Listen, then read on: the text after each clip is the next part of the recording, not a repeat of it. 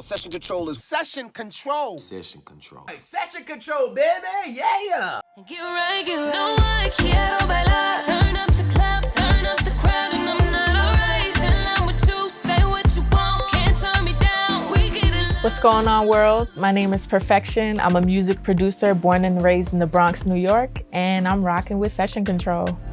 We get it.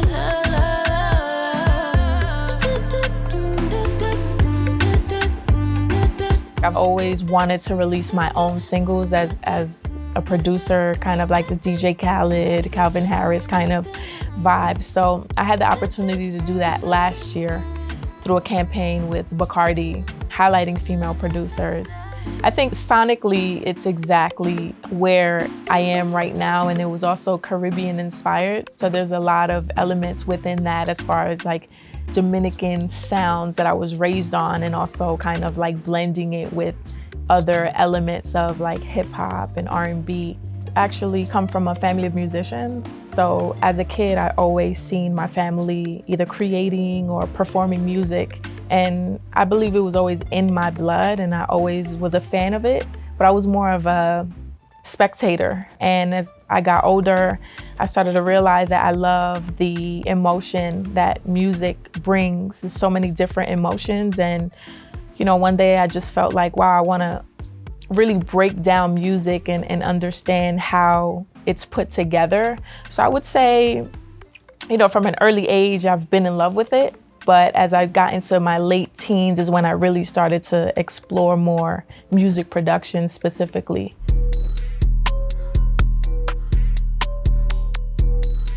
My reason for moving to LA, I would say first and foremost, I didn't even have a plan when I moved out here. I didn't even know I was gonna move out here. I came on a one-way trip and never went back.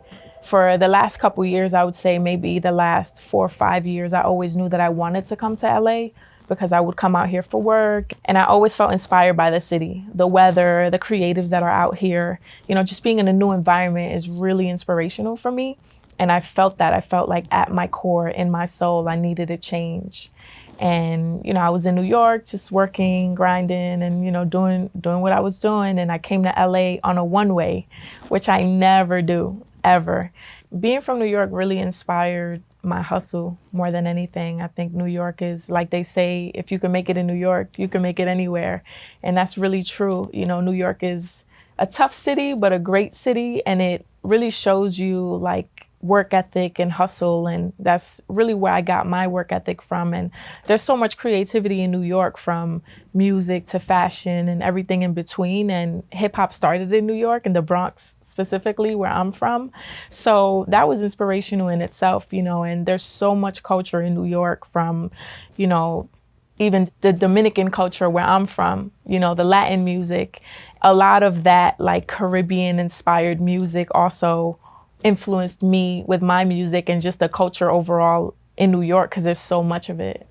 Speaking of inspiration, my family is a huge inspiration for me because they've been creative in so many different ways, from fashion to music to like event production and so many different aspects of creativity, that I would say my family more than anything is like a huge influence for me. But there's definitely a lot of bachata artists from the Dominican Republic that really make great music and passionate music that, like, even to this day when I listen to it, it invokes so much emotion, because it reminds me of how no matter what language or what genre, music is so, it's a universal language. So to like hear artists from my culture, my country again, invoking such emotion is really inspiring.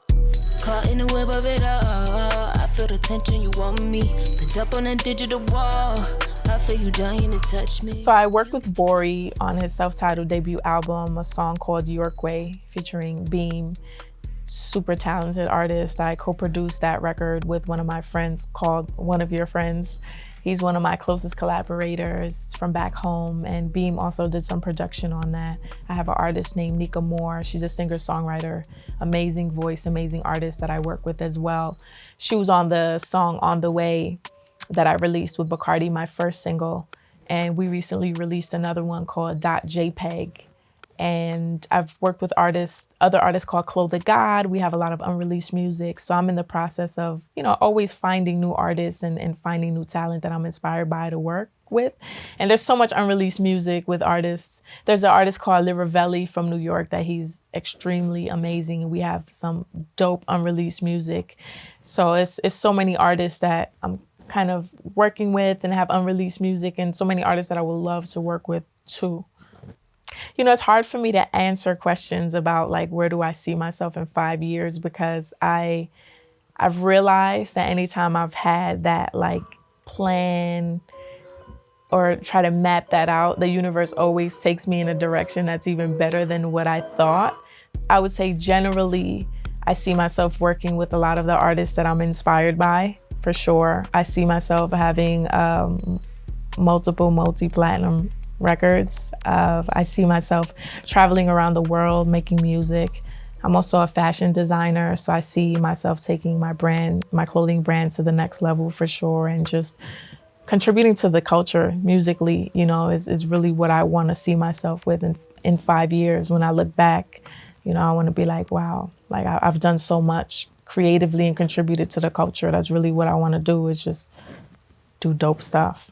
Work with dope artists, like develop dope artists, break artists. I think that's something important for me in my career, is being able to elevate people around me as well throughout this journey.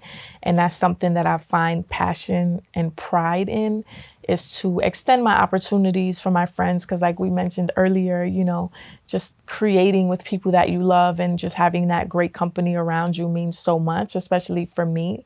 I've been fortunate enough throughout my career to work with my friends and do some dope things with friends and family. So for me, I would love people to just say that she was always bringing people with her, always, working with people that inspired her, super hard worker, super hustle, and was just super passionate about what she was doing more than anything, JPEG, caught in the web of it all. I feel the tension, you want me. Pinned up on that digital wall. The hardest part of this musical journey, I would say, is definitely like understanding and being okay with the highs and the lows. Some things I do to combat those feelings of like how difficult the journey may be with, trying to find consistency or figuring out what's next, is really leaning on my support system. I've gotten comfortable being able to call my friends like, man, what is going on? And allowing them to kind of reel me back in to reality and remind me that like, hey, you're doing a great job.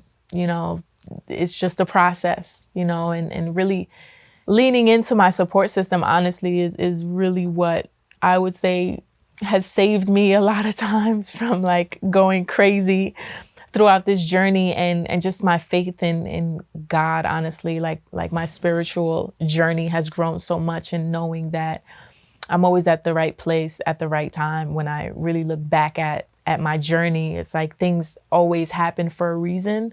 One thing I would tell my younger self in regards to like the music game and even just being a producer is just do what you love, right? Like go with what you believe in.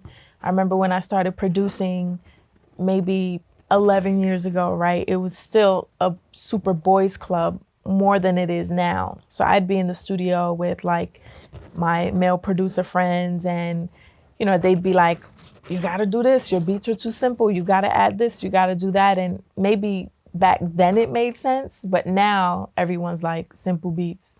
Simple beats is the answer. And I'm like, man, I spent so many years trying to make complex beats just to satisfy, everyone based off of what they think works. And now, years later, what I was doing makes sense. So I think I would definitely tell myself to continue, like, just keep doing what you love. Statistically, only 2% of the music that you listen to is produced by women. So there's a huge gender disparity there and opportunity for growth and to get us in these spaces. One of the hurdles that women definitely face as producers is it being a boys club. But, you know, I've been able to kind of navigate through it, especially being from New York. You know, we have that hustle and we have a little bit of that tough skin. So we're going to make our presence known in whatever room. So I make sure that I believe in my ideas. I know what I bring to the table and I'm confident in that. So any room that I walk into, even if it's a boys club, I'm going to make sure that, you know, they hear me.